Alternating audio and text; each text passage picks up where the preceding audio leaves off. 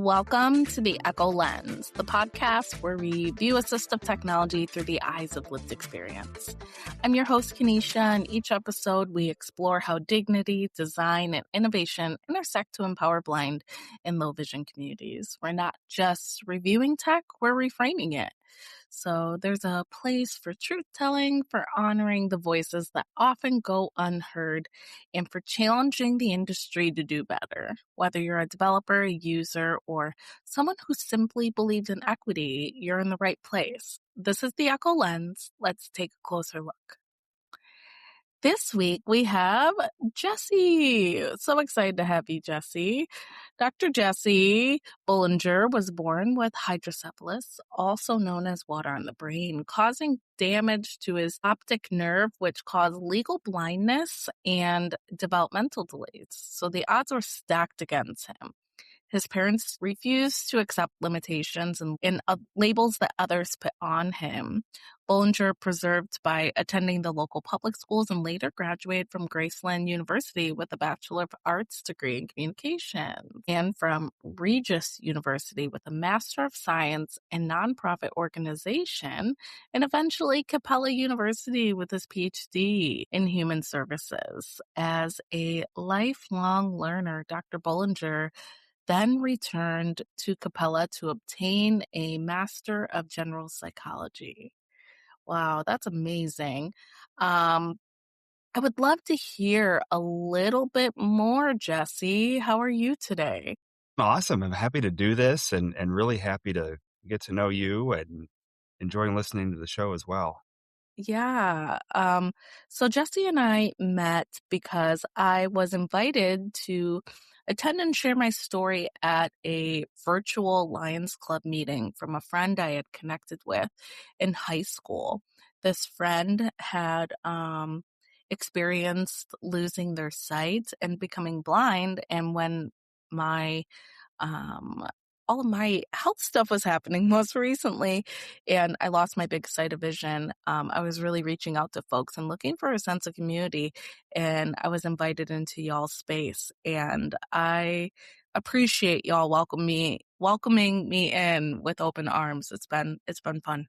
Yeah, absolutely. We are more than happy to have you and others. And that's one of the things that I really like about everyone in the Clear Lake Virtual Lions and kind of everybody even in my low vision circle is we're all really welcoming, and we're all here for a really common purpose. Yes. So, Jessie, tell us a little bit about your connection to the blind and low vision community. Right. So I was born legally blind, and I was the only student at Orient Maxburg school that was blind or low vision, and had a couple of blind friends in Creston, which is a nearby town in southern Iowa where I grew up, and eventually went to high school. But there weren't a lot of low vision kids, around. And so I kind of had to make my own way, and I had to really early on learn how to be a self-advocate and how to really, in a way, be a networker. We didn't call it back in the 80s and 90s. I don't think they understood that kids could learn to network. But that's really what I did. And at a really early age, I learned how to be involved in things as complex as the IEP process and things as complex as exploring adaptive technology. And I remember a number of years ago, I ran into my elementary principal at a funeral of all places. I took the opportunity and I asked him a really simple question. I said, "How did you know how to help me?" And I remember he kind of touched my arm and he said, "No." He said, "No." He said, "I didn't help you." He said, "You helped me." He said, "You taught me how to do this." And he said, "I learned more from you than you ever learned from me." And so I took all those experiences and moved through life and kind of took the doubters that said that I never could be educated and kind of took that and ran with it and said, well, let's see how far this can go. And I think that's what's propelled me into really trying a lot of different things, exploring things that blind and visually impaired people are typically told they can't do, shouldn't do, have no business having knowledge of, and getting knowledge in those areas, and really putting myself where I'm needed, but also where I feel a passion, or where I feel a connection. Yeah, I can feel that. You have so much passion for bringing people together in space too. You're the president of the Lions Club right now, so you definitely are in that space to bring people together and create fellowship, especially amongst the blind and low vision community. So when it comes to um, like moving through school, moving through your education, like what were some assistive tools that you really depended on to get through that, and what do you depend on now? Right. So, like I said, very early on, technology Mhm. was really important.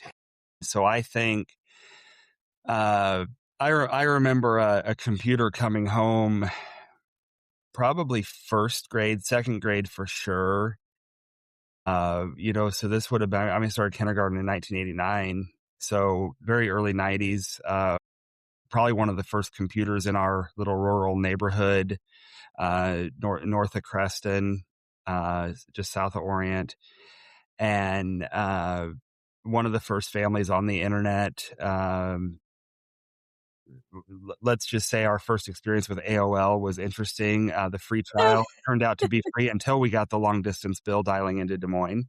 Um, I was like, I can just hear the dial-up sound right now right, in my exactly. I'll never forget my first time on the internet.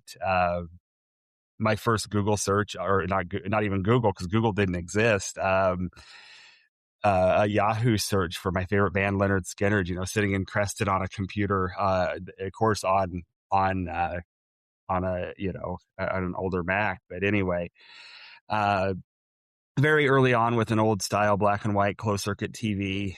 And used one of those for many years. My parents worked very hard to get one at home. And I thought the big innovation was when I was able to go to a color CCTV. I thought that was great new technology, and I thought that was going to be it. And to go from a 14-inch screen to 20 or 27-inch, whatever it was, and that had been used by another student in the Creston district that I kind of knew, a guy by the name of Sam Springer. Sam was great. It was his old machine, and he didn't need it anymore, so I got it, and then moved into head mounted in high school, a head mounted display called the Geordie, and that was wonderful to be able to read the blackboard for the first time, or the marker board, and really, use that device for a long time, because it also doubled as a CTV. You could drop it into a cradle and hook it to the TV, then read your textbooks or whatever. And then that moved eventually, and I was really resistant, into eSight eyewear, well over 10 years later, in 2015. eSight's a Canadian product. They just got bought out by Gentech. And so I'm an avid eSight user. Put my vision just just right about 20/40. I've used it for everything from reading, writing, watching concerts. I took my private pilot's medical exam with it. With the aviation medical examiner, didn't pass. The FAA would not approve the device. We have tried it; it does work. It's just they don't want to approve it. So, That's lots of fun, amazing. with it. You flew with it? I have flown with it. I've flown a Cessna 182 with it. Uh, Oh my it gosh. does work, but like I said, the FAA just doesn't want to take that chance. The exact words of the flight surgeon that ended up eventually getting a hold of the case, kind of by accident, were, "I don't want you to die. Stick to a simulator." So, which I understand, but but it was a lot of fun to fly with it, and many other experiences. Oh my gosh, that's so amazing. That's really cool. I haven't tried the e-sight yet, but after hearing your story, you said it takes you to 2040, It close to that? it did, and that was with the Yeah. old version. So the version Okay. now, and I'll show it to you sometime if we can get together. Yeah. The new version's a lot more compact. It's called the eSight Go, and the price has dropped from $15,000, which it was a cash price. There was no insurance involved, and I think right now we're sitting somewhere between $6,000 and $7,000. So we've seen a good drop in price, and they really are working to innovate and make some positive changes with that. Uh, so I use that and use it in conjunction. Don't use it in conjunction with my guide dog as much anymore because of a feature they removed. Uh, but travel with it pretty frequently, and it's kind of my go-to. Where are you seeing a lack in the accessibility that is available today? Right.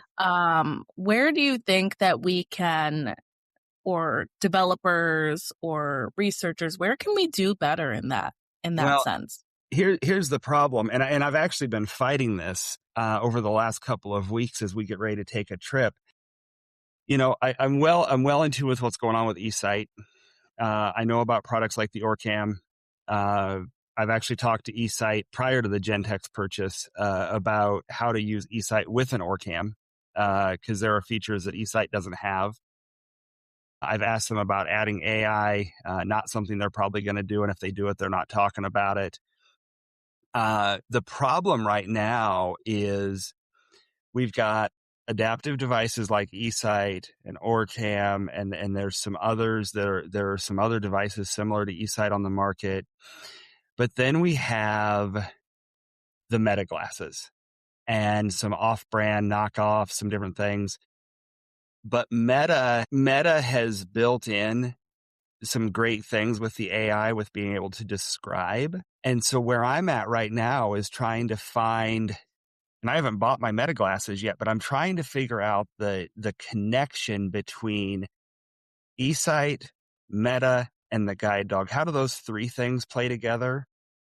But then, you know, the disconnect becomes one that like I said, I'm fighting it right now. We have organizations and companies, and I won't pick on any specific cruise line, but they're banning smart glasses.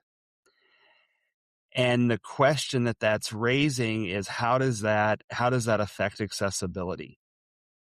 And what exactly is a smart glass? What exactly is smart glasses? So just to be safe, I got clearance to bring my eSight on an upcoming cruise just in case. Normally, I wouldn't worry about saying anything.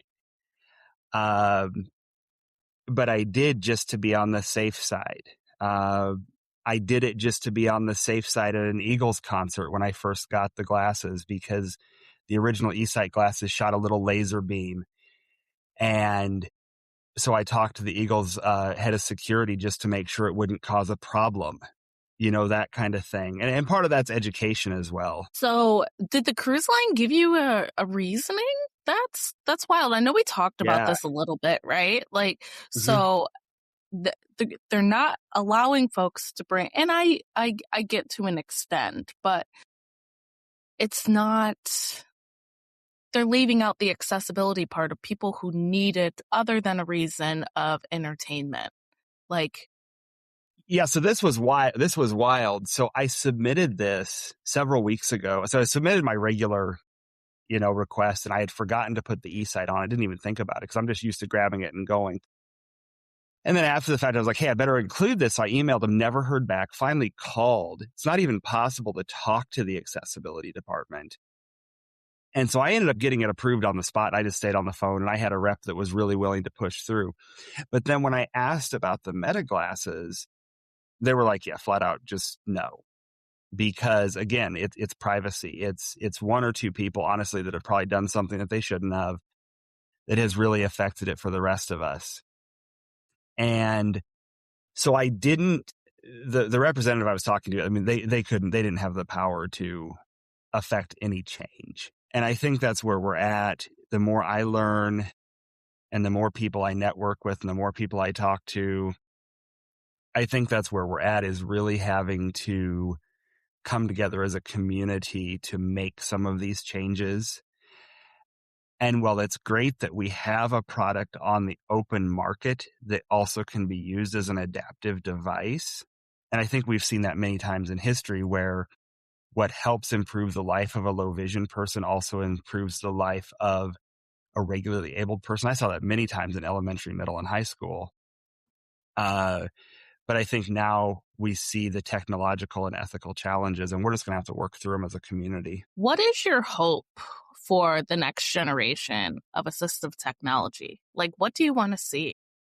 Well, I'm a huge advocate. I'm a huge advocate for AI. I'm a huge advocate for autonomous vehicles. I see the issues both ethically and technologically with both. But the problem I see too is a huge lack of understanding, both on the ethical and technological side, of both AI and autonomous vehicles. But I think that's where we're at.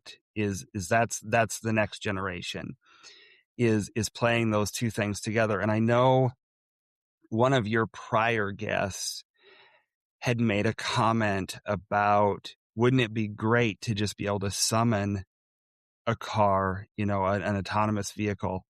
But I'm going to take it a step further. If we can, the technology's there. There need to be some improvements. But if we can work through the legal side of changing laws to allow autonomous vehicles, and changing laws, maybe not for a driver's license, but an operator's license, if we can start to have those conversations, there is no reason, and I'm sorry, there are countries that are going to beat us to this. There is no reason that I shouldn't be able to grab my key fob and walk out the door and go to the mall or go out of town to a ball game on my own. That the technology's there. We just need to perfect it. We need to change the laws. Calling the vehicle from your phone is fine, but walking out the door and doing it yourself is better. Oh my gosh. So we were talking a little bit about this in some other spaces too, or these are some of the things that we want to have conversations with legislators about, right? Because they'll understand what game-changing makers this could be for us to be able to improve technology to that next step. And you're right, others are going to do it first because there's other people around the world that are technologically further along than us. But we don't want to partner with them fully for whatever reason, right? And try to do it ourselves. But there's definitely a gap missing in our tech right now. Well, and the other part of it is the blind and low vision community has a huge rate, and I don't know where the current statistics are right now.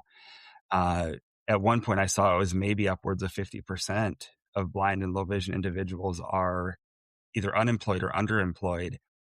And part of that is transportation. And there is no reason. I'm fortunate to live in an area where I have a great relationship, not only with our transit provider, and that relationship's very important, but it's also a well-run system. Not everybody has that. So if we could overcome the barrier of transportation, there is no reason why somebody that's blind or low vision shouldn't be able to live out in the country, miles from a town, have their own transportation, leading to then employment. That's huge too. When I first was not able to drive for a period of time, my hard part was trying to secure, what kind of transportation was available, because they didn't have really the resources laid out like that for assisting folks, right? I finally was able to get things secured, but Uber and Lyft, right? And that gets so expensive to have to Uber and Lyft. There was a conversation I read about before that Uber was trying to do some partnership. They do have partnership in some metropolitan areas where blind and low vision folks can get discounted, like Uber and Lyft rides, but they don't have that everywhere for everyone. No, no. And I know that Uber, I believe Uber specifically, had partnered at one point in some areas with some state Medicaid programs to do some transportation for medical appointments. Mm-hmm. That's great. But it really, it does. It very much can add up. Mm-hmm. And the other problem that still exists, and there's been at least one lawsuit, and I'm not so sure there's not one still in the courts about access for service animals for Uber and Lyft. Uber's been the big one, Oh and my goodness. that's a huge problem. What is a message that you would like to leave our listeners with, Jesse, as we wrap up today? I mean, I think the message is one of communication. Yeah. We as a low vision community and as a low vision and blind community, we really need to share our stories. We talk to each other well. But the other thing the low vision and blind community needs to do is we need to talk to everybody else that has disabilities. One of the things I've noticed, especially in small towns, is the people that are blind and low vision talk to the people that are blind and low vision. The people in wheelchairs talk to the people in wheelchairs, but we're not always talking together. So we need to do better as a disability community of talking to each other, but we also need to do better about sharing how our technology works. And so nothing thrills me more when somebody comes up and asks me about my eSight, or when somebody comes and asks me about the guide dog. Take those opportunities to, when somebody says, "Can I pet your dog?" as you're giving them the firm no, educate them and talk to them. Yeah. And Educate them don't, why. yeah, Mm-hmm. don't be afraid to build those networks, and don't be Mm-hmm. afraid to share your story. Yeah. Oh my gosh. Yes. Thank you so much, Jesse. I loved having this conversation with you today. And I'm hoping that we can bring you back. You're going to do some work with us on the Beautiful project, so we'll definitely be hearing from you again. Yeah, I'm excited about the Beautiful project. I can't wait to kind of hear what the next steps are going to be on that. It's been an absolute pleasure meeting you. We are so glad to have you as a Clear client, and hopefully we'll Well, be. I'm definitely excited too to see what kind of, things that we can do in that space. Maybe it's, no, we're taking it up to legislation. Let's go. Absolutely. Thanks, Jesse, for joining us on the Echo Lens, where we view assistive tech through the eyes of lived experience. If today's conversation sparks something in you, you can share it, rate it, and keep the dialogue going. To learn more about our Beautiful project and support our work, you can visit echovisionfoundation.org. Until next time, stay curious, stay connected, and keep seeing with love. Bye, everybody.